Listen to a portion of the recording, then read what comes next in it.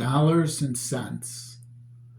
That's what today's video is going to be about for YouTube, how it relates to presidencies, the economy, and trying to figure out why in the hell people keep voting for Republican presidents. And I'm making this statement. People said they were upset with the price of eggs, the price of groceries, job growth, recessions that happen, dollar and cent issues. But the truth of the matter is that all that was bullshit. It's all the Southern strategy, but brought into the 21st century. By that I mean transgender, gay, things like that. Cultural issues. None of it has anything to do with economics. When people say that, they're really full of shit. And I'll explain why I'm saying this. Okay. We opened with the cover showing economic growth by presidents, parties, Democrats versus Republican. You will see that on the last two Republican presidencies, there's actually been a loss of jobs. That job growth was biggest under Democratic presidents, and the economy did better under Democratic presidents. Of the last 11 recessions, 10 of them have occurred under Republican presidents. You can, if you don't believe me, and I say don't believe me, we live in a wonderful age. All you have to do is Google it. Just Google it. Look it up under Wikipedia. However you get your information. How many recessions occurred under Democratic presidents since 1939? When you look at the graph, you will see that economic growth, job growth, was always better under Democratic presidents. This isn't a graph I made up. This is a graph I went online and pulled up. I pulled it up from Google. So if you don't believe me, fact check me. That's the whole thing. I want you to fact check me. I don't want you to believe anything I'm saying 100%, but just check it out. You'll see that I'm telling you the truth. Why do people keep voting for Republicans when they say their economy is bad, their job is bad? It just bewilders me. Maybe it has nothing to do with that. In the last election, I understand why men voted for a male candidate rather than a woman candidate, even if he was a convicted felon. It's not because he's better than her. It's because a lot of men in this country are a little misogynistic and just don't want to have a head of state that's female, even though she's more qualified. You take a look at Trump's businesses. Most of them have failed, all of them. Trump Steaks, he's one of the only people that I've ever heard of that's lost money on a casino. Casinos are legalized theft.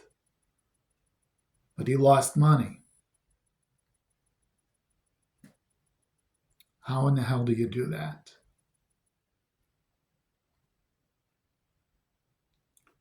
Take a look at this graph again.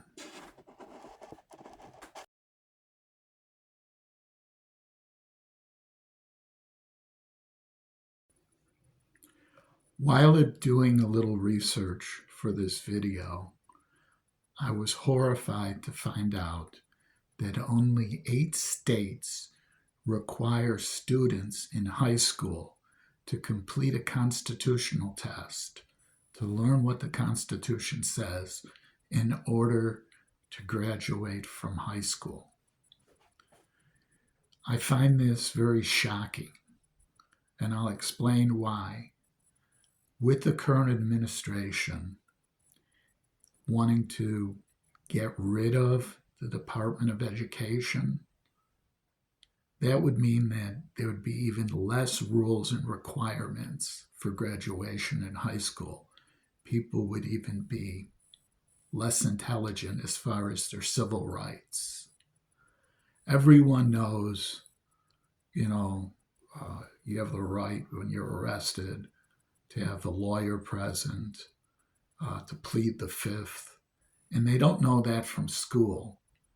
They know that from television, not from school. It's the dumbing of America. Trump has said he likes unintelligent voters. Makes sense, because he can take their dollars. Take a look at what he did with the Bitcoin. He wants to have a Bitcoin for the currency to back our wealth. He went to Fort Knox to check on the gold to see that we still have gold with Elon Musk. I think it's kind of bullshit. I think he wants to sell off the gold and buy Bitcoin. Bitcoin is not a tangible physical object. It's code on a computer. So you buy the Bitcoin, you sell off the gold. There's no value in Bitcoin. It can go up, it can go down. It's all fluctuation of the market. Whereas gold has always held its value. When gold is, when the economy is good, gold holds its price and doesn't appreciate in value much. But when the economy is bad, gold goes up. Gold has pretty much never gone down in value. It's steadily gone up. In the last 60 years, gold has gone up in value from, in 1939, the price of an ounce of gold was $35. Today, it's over $2,900 an ounce. That's gone up, almost 90 times? And gold will continue to go up. Gold has never lost value. Recessions, depressions, gold has always kept a steady price.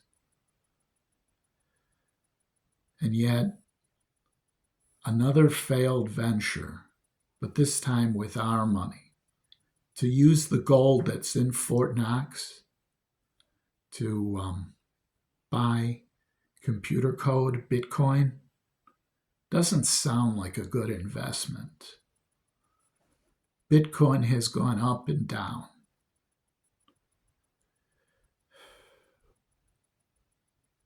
All I can say is that it makes no sense to vote for a Republican for president. It doesn't even make much sense to vote for a Republican for state legislature. They talk of the other, which makes no sense. We are all the other. America's the great American melting pot. We're all immigrants. The only ones that aren't immigrants are the Native Americans.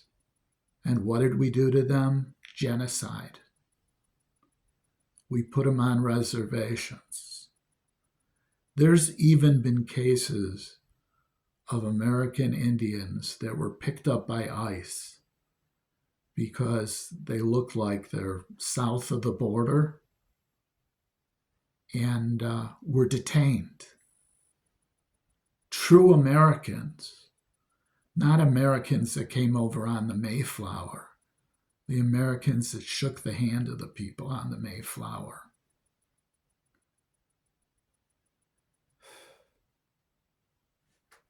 All I can say is that if the Native Americans didn't help the Pilgrims, they all would have died. As a matter of fact, most of the early settlements of the United States, the people died in large numbers. It wasn't until they learned things from the Indians that they learned how to survive, which again makes no sense. But it does make dollars because you kick them off of their fertile land, you shove them away, you steal it from them, dollars in our pocket. We are talking about education that's failing us. Like I said, the Constitution is only taught in 8 states to pass a test to graduate from high school.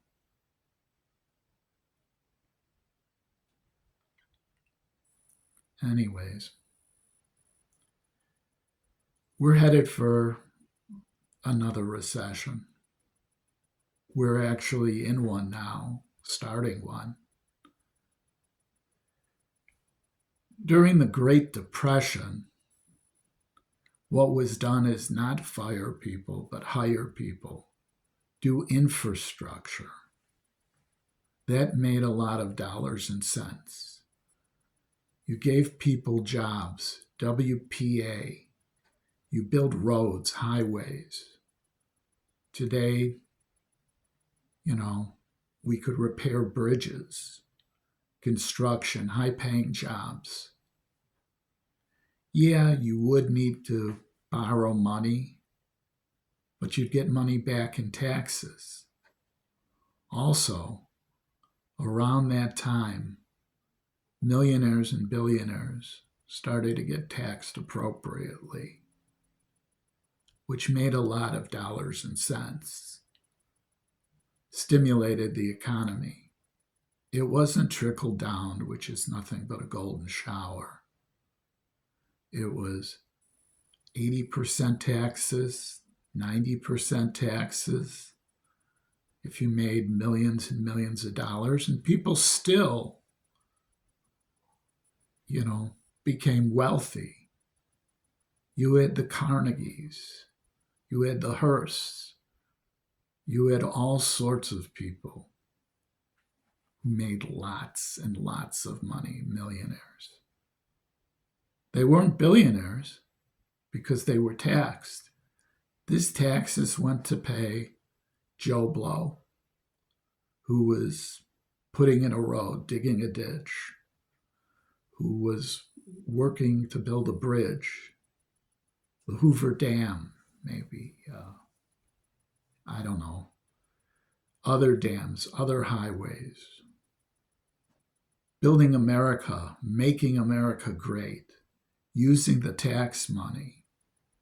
When the economy is going bad, you don't cut spending, fire people.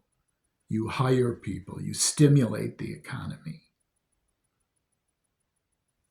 That's the only way we can rebuild this country. Our bridges are bad. Everything is falling apart. It's time that we, once again, put our dollars where it makes the most sense.